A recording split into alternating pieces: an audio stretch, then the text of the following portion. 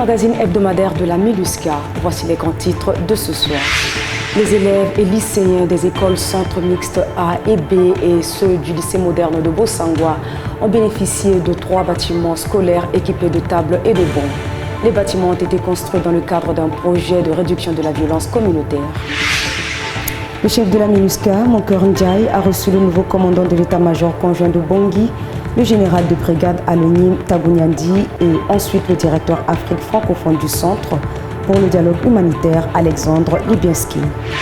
Le commandant de la force de la MINUSCA, Daniel Sidiki Traoré, a quant à lui effectué une visite de terrain pour rencontrer les casques de Tanzaniens basés à Berberati suite aux accidents provoqués par des engins explosifs le 31 décembre 2021. Outre leur rôle de protection de la population civile, les casques bleus mauritaniens ont offert des soins gratuits aux personnes vulnérables et aux populations de Bombari et ses environs. Bonsoir. L'accès à une éducation de qualité est bénéfique non seulement pour les jeunes, mais aussi pour les communautés. L'école est un facteur de cohésion sociale et de vivre ensemble. Elle représente l'espoir d'un avenir meilleur pour les enfants. C'est dans cette optique que la section DDR de la MINUSCA a doté la population de Bossangwa de 3 bâtiments scolaires servant de salles de classe et de bureaux. Notre reporter Fanny Balekoussi nous en dit plus. À Bossangwa, ville située à environ 3005 km au nord de la capitale Bangui, la section désarmement, démobilisation et réintégration de la MINUSCA a procédé le 31 janvier dernier à la cérémonie d'inauguration et de remise officielle aux autorités locales de 3 bâtiments scolaires composés de 15 salles de classe et de 3 bureaux. Cette cérémonie a vu la présence du ministre d'État chargé du désarmement, de la démobilisation, de la réintégration, du rapatriement et du suivi de l'APPR, Jean-Willy Birosako, du ministre de l'Éducation nationale Moukadas Nour, de la représentante spéciale adjointe du secrétaire général de l'Union Centrafrique Denise Brown, du directeur de la section DDR de la MINUSCA Pierre-Emmanuel Oubalijuro, des autorités locales, des enseignants et des élèves de la localité. Notre présence collective ce matin témoigne que l'espoir est de retour. On n'a que regarder les visages des enfants qui sont ici à l'école avec nous. Ce sont des visages de l'espoir. Cette cérémonie de remise officielle des bâtiments scolaires qui nous rassemble aujourd'hui symbolise le chemin parcouru. Nous avons quitté les ténèbres pour rejoindre celui d'un futur de toutes les possibilités, porté par une jeunesse qui a soif d'apprendre. Cette réalisation s'inscrit dans le cadre d'un projet de réduction de la violence et vise à fournir un cadre adéquat de formation et de travail aux élèves et enseignants ainsi qu'à renforcer la capacité d'accueil des établissements scolaires. Ce constat aujourd'hui vient après ce que nous avons fait au niveau de Bria, au niveau de Bois et dans d'autres régions également où la MINUSCA ne s'est pas seulement contentée d'assurer la protection et la sécurité des populations, mais également de s'investir dans le développement des communautés à la base et de notre pays. C'est par l'éducation que le chemin de la paix peut et doit se consolider. Quel est l'avenir de la RCA sans une éducation pour ses enfants, a demandé Denise Brown. Ces ouvrages représentent à bien égard le soutien continu des Nations Unies, la MINUSCA et les agences. Les Nations Unies ouvrent inlassablement aux côtés des autorités nationales et locales pour le rétablissement de la paix et de la sécurité à travers tout l'étendue du pays. Sont bénéficiaires du programme CVR des filières maçonnerie et menuiserie, dont 3 femmes ont participé à la construction de ces bâtiments sous la direction d'un ingénieur en bâtiment. Le dit projet a été financé par la section DDR de la MINUSCA à hauteur de 225 millions de francs CFA et a été exécuté par UNOPS. Merci Fanny. L'état-major conjoint de Bangui a pour tâche principale la protection de la population civile, la sécurisation de la ville de Bangui et ses environs, la protection de plus d'une quarantaine d'institutions de la capitale. C'est dans ce cadre que le nouveau commandant de l'état-major conjoint de Bangui, le général de brigade Alonim Tagouniandi, s'est entretenu avec le chef de la MINUSCA, Moncœur Ndiaye, sur les tâches prioritaires, les défis et les perspectives. Le chef de la MINUSCA, Moker Ndiaye, a également échangé avec le directeur Afrique francophone du Centre pour le dialogue humanitaire, Alexandre Libienski, par rapport au dialogue républicain prévu pour le mois de mars prochain. Plus de détails avec Crispin Dembasakete.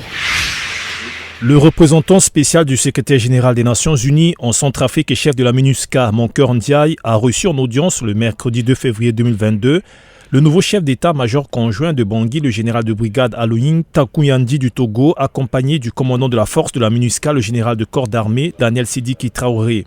Rappelons que le nouveau commandant est arrivé à Bangui depuis le 23 janvier 2022. Je viens d'être reçu par le représentant spécial du secrétaire général des Nations Unies qui m'a donné d'utiles conseils et des directives pour l'accomplissement de ma mission ici en RCA. Notre mission, c'est de mettre en œuvre le mandat de la mission et donc toutes les directives du SRRJ qui seront relayées par le force commandant seront donc mises en pratique, c'est-à-dire la protection des civils, la mise en œuvre de l'accord politique accompagné donc nos frères centrafricains pour donc la sécurisation de la population. Dans la même soirée, le chef de la MINUSCA s'est entretenu également avec le directeur Afrique francophone du Centre pour le dialogue humanitaire, Alexandre Libienski. Cette structure est une organisation de prévention et de résolution des conflits armés par le dialogue. Le but de cette rencontre porte sur l'évolution de la situation sécuritaire et politique en Centrafrique. Les deux personnalités se sont convenues de l'importance de ne pas reculer sur les efforts de paix. Vous savez, la paix est pleine de défis et nous les relevons au quotidien. Je dirais que la première étape, c'est que le dialogue républicain se passe. Il a été agendé maintenant pour le mois de mars, si je ne me trompe pas. C'est une bonne chose qu'il soit agendé. Et nous souhaitons que l'ensemble des forces vives centrafricaines y participent, que l'ensemble des représentants des provinces comme de la capitale, de l'ensemble des partis politiques, des corporations, de la société civile y participent. Je pense que c'est important. Après le forum de Bangui de 2015, qui avait vraiment été la fondation de la réconciliation et de la paix en Centrafrique, que les Centrafricaines et les Centrafricains se retrouvent dans une communion et se mettent d'accord sur les priorités de la mise en œuvre des accords pour la paix en Centrafrique de 2019. Fondé en 1999 à Genève, le Centre pour le dialogue humanitaire est actuellement engagé dans plus de 40 initiatives de dialogue et de médiation menées dans plus de 25 pays dont la République centrafricaine depuis 2007. Merci Crispin. Après l'explosion d'une mine dans la préfecture de la Mambéry-Kadéyi qui a fait 3 blessés parmi les casques bleus tanzaniens, le commandant de la force de la MINUSCA, le général de corps d'armée Daniel Sidiki Traoré, a rendu visite aux 10 contingents afin de remonter leur morale et de les encourager. L'occasion lui a permis aussi de les sensibiliser sur l'exploitation et les abus sexuels ainsi que contre la Covid-19. Cyrus Zemongikete au reportage. La ville de Berberati, dans la préfecture de la Mambéry-Kadéyi, à l'ouest de la République centrafricaine, à environ 572 km de la capitale Bangui, a eu la visite du commandant de la force de la MINUSCA, le général de corps d'armée Sidiki Daniel Traoré, accompagné de son état-major le vendredi 4 février 2022. À son arrivée à l'aérodrome, il a été accueilli par le chef du bureau de terrain de Berberati, Claude Demba, le commandant du secteur ouest de la MINUSCA, le général de brigade Kelvin Chinyangi et le commandant de bataillon tanzanien, le lieutenant-colonel Joseph Moli. Vous savez qu'une de nos patrouilles de ce bataillon a malencontreusement rencontré une mine et a sauté sur cette mine. Et le premier responsable de ce bataillon, le commandant de bataillon, a été touché sévèrement et sa vie n'est pas en danger, mais il a été quand même touché dans sa chair. Et nous sommes venus pour témoigner notre présence aux côtés de cette troupe, lui dire que nous sommes ensemble dans le même combat.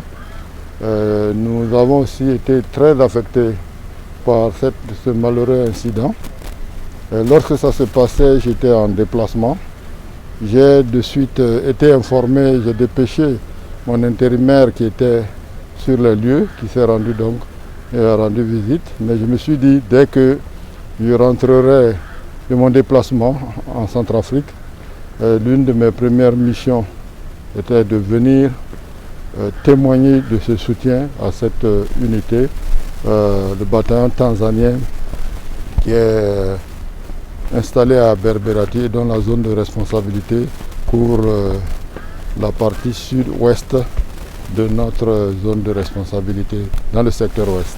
L'objectif de cette visite opérationnelle est de remonter le moral des troupes et les encourager après l'incident grave survenu le 30 décembre 2021. Il s'agit aussi de s'enquérir de la situation sécuritaire dans la zone de responsabilité de ce bataillon et aussi de tenir une réunion d'état-major avec les premiers responsables du secteur ouest. Le commandant de la force a échangé avec les officiers supérieurs pour voir les voies et moyens de continuer de protéger efficacement les populations civiles et à faire face aux attaques des groupes armés qui utilisent maintenant des engins explosifs afin d'empêcher le travail des casques bleus. Le général Daniel Sidiki Traoré se dit satisfait d'avoir rencontré ces troupes qui restent déterminées et engagées malgré ces attaques lâches commises par les groupes armés.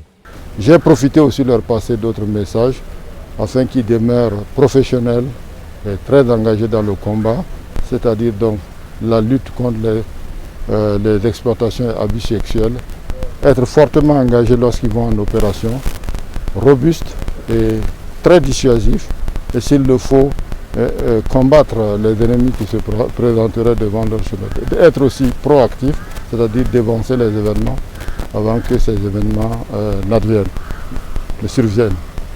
Et enfin, je leur ai aussi dit d'être en phase avec leurs collègues de la mission ici, parce que nous sommes une mission intégrée et nous devons travailler en synergie. Donc, tous ces messages l'ont compris. Et pour terminer, j'ai eu aussi à parler de la lutte contre le Covid-19 et le paludisme. Le général Sidiki Daniel Traoré a aussi témoigné son soutien indéfectible ainsi que celui de l'ensemble de la mission au contingent tanzanien dont l'engagement depuis des années pour la cause de la paix en République centrafricaine est unanimement salué. Le commandant de la force a aussi saisi l'occasion pour visiter l'hôpital tanzanien de niveau 1 et s'est dit très satisfait des prestations de cet hôpital au profit non seulement des personnels militaires et civils des Nations Unies, mais aussi et surtout au profit du personnel national de sécurité et de la population civile. Cyrus, merci.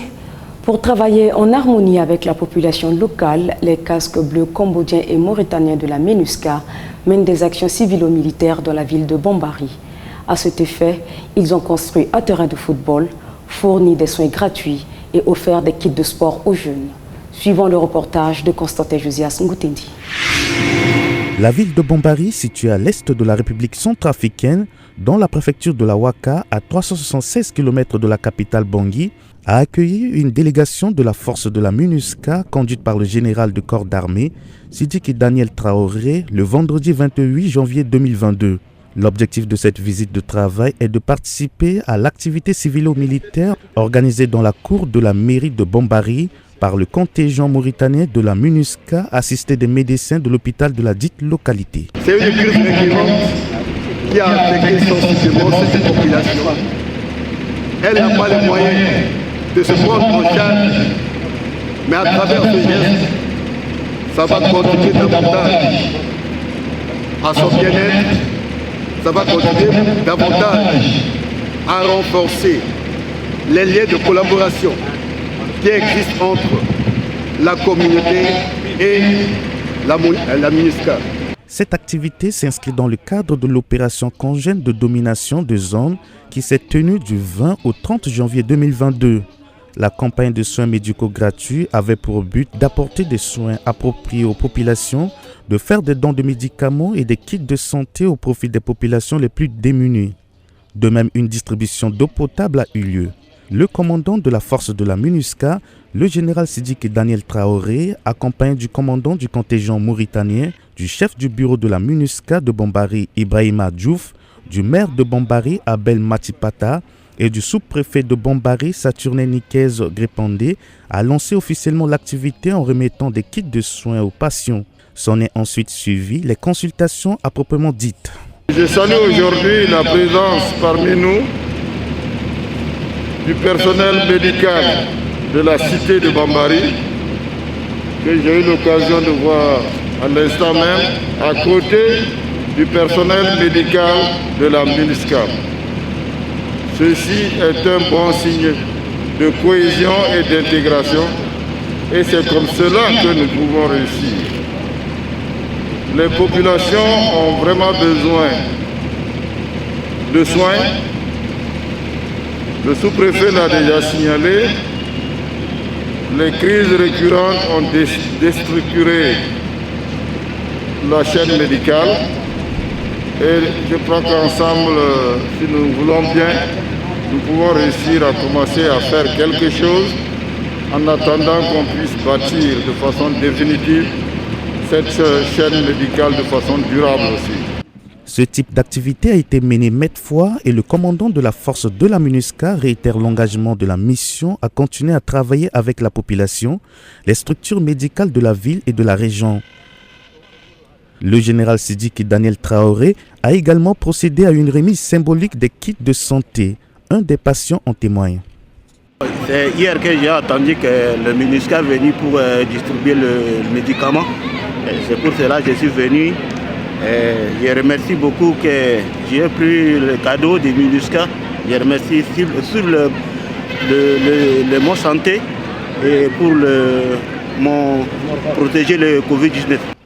Plus d'une centaine de personnes se sont rendues sur le lieu pour recevoir des soins ou des médicaments gratuits, dont Martine Bonewade qui ne cache pas sa satisfaction. Je suis venue ici parce que je suis malade. Je n'ai pas d'argent pour me payer des médicaments. Lorsque j'avais appris les nouvelles de ces soins gratuits, c'est pourquoi je me suis présentée ici pour recevoir des soins. J'ai reçu des médicaments. Ils m'ont donné une pommade afin de me masser avec parce que je souffrais des maux de dos, afin que je me rétablisse et des comprimés à avaler. Vanessa Boulou, accompagnée de son petit frère, se sont rendus également sur le site afin de recevoir des soins. Elle remercie l'équipe médicale de la MINUSCA qui est venue à leurs cheveux pendant cette période de saison sèche où il y a plusieurs maladies. L'enfant que j'ai amené ici souffre de la bronchite. Il tousse la nuit et n'arrive pas à dormir. On nous a remis les médicaments pour son traitement que je dois lui administrer matin, midi et le soir afin de le guérir. Après cette activité de soins gratuits à la population, la délégation du commandant de la force de la MINUSCA s'est rendue à 3 km de la ville, à l'école Saint-Christophe, où le contingent cambodgien de la MINUSCA fait la réhabilitation d'une aire de jeu servant de terrain de football pour la mettre à la disposition de la jeunesse de la ville de Bombari. Le maire de Bombari n'a pas caché sa satisfaction. La jeunesse va toujours se rappeler de la MINUSCA pour avoir nivelé ce terrain, pour avoir travailler ce terrain. Mais ce que nous pouvons peut-être une fois solliciter de votre part, si après les travaux, on pourrait nous mettre 2 poteaux. Parce qu'un terrain de football, c'est avec 2 poteaux. Donc il faudrait qu'ils puissent vraiment nous appuyer dans ce sens pour nous confectionner 2 poteaux. Quant au commandant de la force, le général Sidiki Daniel Traoré, il a promis que la MINUSCA fournira les 2 poteaux et les 2 filets demandés à la fin des travaux. La visite s'est achevée par la remise officielle de kits de sport aux jeunes. Alain Bruno Granendi, l'un des instituteurs de l'école Saint-Christophe de Bombari, est content de ce geste louable fait par la MINUSCA pour ses élèves. Nous recevons ça à bras ouverts et c'est aussi bon pour les motiver à venir régulièrement à l'école. Donc nous félicitons aussi la MINUSCA d'avoir aidé cette école-là aux équipements sportifs. Après ces activités civilo-militaires, le commandant de la force de la MINUSCA et sa suite se sont rendus à la base du contingent portugais. Au total, 157 éléments ont été déployés dans la ville depuis le 1er janvier 2022 afin de protéger les populations civiles tout comme les autres contingents sur place.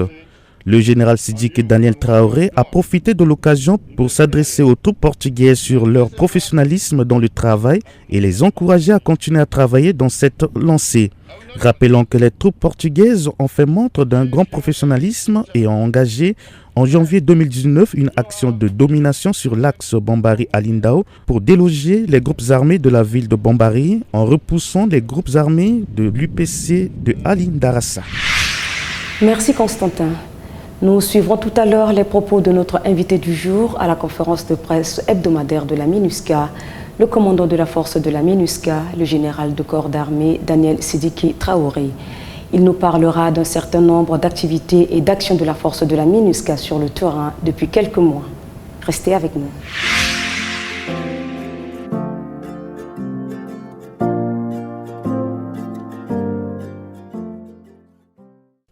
Population centrafricaine, le coronavirus est une réalité.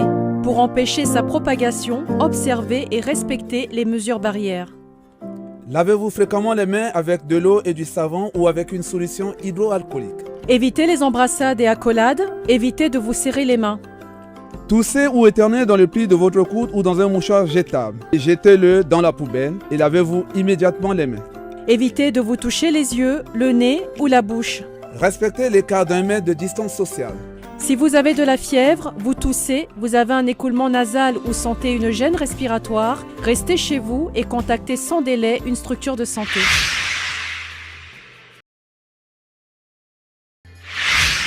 Nous sommes de retour et merci d'être restés avec nous. Sans plus tarder, suivons ensemble les propos liminaires du général Daniel Sidiki Traoré. L'action de la force n'est pas isolée. C'est une œuvre que nous menons ensemble avec les autres, au sein de la mission avec la composante police, en dehors de la mission avec les autres acteurs de paix, que sont les forces de défense et de sécurité. Et cette action commune a permis quand même d'engranger un certain nombre d'acquis. La situation sécuritaire, je suis bien placé pour le dire, parce que j'avais déjà été dans ce beau pays depuis les années 2016 en tant qu'adjoint au commandant de la force et je suis revenu en tant que commandant de la force. J'ai quand même vu l'évolution des choses et je pense qu'il y a quand même des acquis qui ont été réalisés et il reste tout de même maintenant à travailler, à les renforcer, à les consolider. Particulièrement pour cette année, en ce qui concerne les opérations que nous avons menées, nous sommes centrés sur notre mandat, qui est la protection des populations civiles. C'est vrai. Et par rapport à cela, dans un pays qui est grand et qui a ses réalités, et donc avec aussi les effectifs que nous avons. C'est dans ce contexte, avec tous ces outils que nous essayons au mieux de mener nos actions. Et cette année particulièrement, nous avons entrepris de faire des opérations ciblées sur des zones de tension pour pouvoir justement résoudre ces conflits latents au niveau de ces zones particulières. Nous avons identifié 2 zones, c'est-à-dire la zone au niveau du centre, dans la zone de Bambari, et ses environs, et à l'ouest aussi, dans la zone de Bokaranga, Bosangwa, parce que c'est là où le point le conflit est le plus prégnant. Et donc dans cette dynamique, il y a, au mois de décembre, on a organisé en étroite coordination, toujours avec les autres, et en partageant l'information avec les forces de défense et de sécurité, une opération que nous avons appelée opération conjointe de domination de l'espace pour la protection des populations civiles dans cette zone. Et pendant 1 mois, l'opération est toujours en cours, il est en train de s'achever au courant de cette semaine. Nous avons eu à entreprendre des patrouilles robustes et à sécuriser des zones dans cet espace-là. Et particulièrement, vous savez qu'à Boyo, il y avait eu une crise à la fin de l'année et nous avons pu dépêcher rapidement nos troupes. Il y a un détachement qui est actuellement installé et ce détachement avec la task force de Bambari ont pu donc contenir la situation. Je m'y suis rendu moi-même les 27 et 28 janvier 2022 pour voir de mes propres yeux ce qui se passe à ce niveau. J'ai eu des témoignages des uns et des autres. J'ai eu les témoignages de la population, j'ai eu les témoignages du maire, j'ai eu les témoignages du sous-préfet, des femmes, des enfants. Et ils sont tous unanimes à savoir que n'eût été, en tout cas, à la présence, notre présence aussi, et avec aussi, bien sûr, je n'oublie jamais de signaler que nous n'œuvrons pas de façon isolée avec les autres, que la situation aurait été beaucoup plus catastrophique au niveau de Boyo. Les troupes sont actuellement présentes toujours à Boyo, ils font des patrouilles sur les axes en allant vers Takbara, Ipi et continuent en tout cas s'adresser au point d'achoppement qui existe dans ces zones. Et le témoignage le plus intéressant, c'est que les populations nous ont fait savoir que depuis que l'opération a commencé, en tout cas les incidents ont drastiquement diminué. Ils ont quasiment, durant toute cette période, ils n'ont pas connu d'incidents particuliers. En marge de cela, il y a des activités civilo-militaires que nous avons eu à faire. C'est surtout dans le domaine de la santé. Au niveau des populations, il y a eu un engouement particulier pour cela. Des produits ont été distribués, des produits pharmaceutiques ont été remis à l'hôpital de Bambari. Et des soins ont été apportés aux populations et même à certaines autorités administratives. Par ailleurs aussi, on a pu s'adresser aux femmes et à la jeunesse particulièrement. Il y a la réhabilitation aussi des aires de jeu, particulièrement un terrain de football qui est en train d'être rénové par une des unités de génie. Donc, c'est là quelques exemples que je voulais donner à ce niveau. Et pour être encore plus, parce qu'on est permanemment dans la recherche du mieux, dans la recherche du mieux. Et dans ce sens, donc, il y a une restructuration que la force va entreprendre cette année pour justement créer la synergie, renforcer la synergie entre nous et les forces de défense et de sécurité.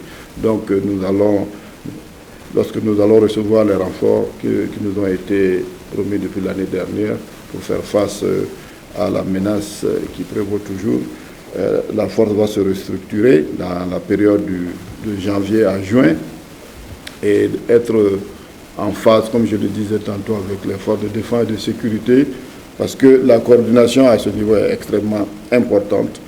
On a le même espace, la même zone de responsabilité, donc on doit s'ajuster à ce niveau pour pouvoir être efficace. Nous aurons aussi des capacités supplémentaires. Vous savez qu'il y a une nouvelle menace qui s'est invitée sur le théâtre centrafricain, ce sont les mines. On est déjà en train de faire un travail extrêmement important à l'ouest du pays. Nous l'avons commencé d'abord dans la zone de Bokaranga, Bosangwa, pour assurer le déminage et la destruction d'engins improvisés. Et actuellement, ils sont descendus un peu plus bas vers la zone de Berberati. Ce travail se poursuit. On a reçu quelques unités de déminage. On en recevra d'autres. Et nos capacités vont s'accroître dans ce domaine d'ici les 3 mois à venir. Et nous estimons qu'avec ces moyens, nous pourrons quand même apporter un peu plus de quiétude et de tranquillité au niveau des populations, parce que le déminage, c'est extrêmement important. Ceux qui posent les mines, c'est des mines qui sont posées de façon sauvage, qui touchent tout le monde, qui les touchent même eux-mêmes, qui touchent les populations, malheureusement, qui n'ont rien à voir dans ça, et qui aussi touchent nos unités. Du reste, le 30 et le 31, on a eu quelques incidents malheureux à ce niveau. 2 de nos unités ont sauté sur des poses de mines, et on a connu des blessés graves, et même des amputations. Donc ce travail va s'intensifier, nous aurons des moyens supplémentaires, et ces moyens seront mis à la disposition de tout le monde. Ce n'est pas des moyens pour la force, ce seront des moyens que la force va utiliser dans l'intérêt de tous ceux qui empruntent les voies au niveau du pays. surtout aussi particulièrement et singulièrement pour les populations qui en ont besoin et qui n'ont rien à voir dans ce problème-là. Après l'opération que nous avons initiée au niveau du secteur centre, dans la zone de Bambari, nous nous préparons à faire la même chose à l'ouest. Et très bientôt, donc, les actions vont être mises en œuvre pour assurer aussi la même dynamique à l'ouest. Et nous allons le faire en coordination avec nos frères d'armes des forces de défense et de sécurité. On va se coordonner au niveau du COSEM, on va se coordonner au niveau du terrain et on souhaiterait que l'action maintenant de patrouille conjointe puisse être menée à ce niveau. Il y a que nous avons été sollicités par le gouvernement et la MINUSCA, puisque cela rentre en droite ligne dans son mandat, a été donc à valider cela et donc on aura très bientôt une mission conjointe d'escorte du coton depuis les zones où cela a été produit jusqu'au niveau des usines. On le fera en étroite coordination avec les FACA. Le dispositif a été déjà mis en place. C'est une opération qui va prendre un mois et demi, mais on va le faire au courant de ce mois-ci et probablement ça va se poursuivre aussi en mars. Ça, c'est essentiellement à l'ouest, où il y a eu une bonne production de coton et le ministère de l'Agriculture nous a approchés et nous sommes en train de préparer cette opération qui est aussi, je pense, est dans l'intérêt des populations. Le magazine hebdomadaire de la MINUSCA tire à sa fin. Je suis Ingrid Swembo. Prenez soin de vous et au plaisir de vous retrouver très bientôt.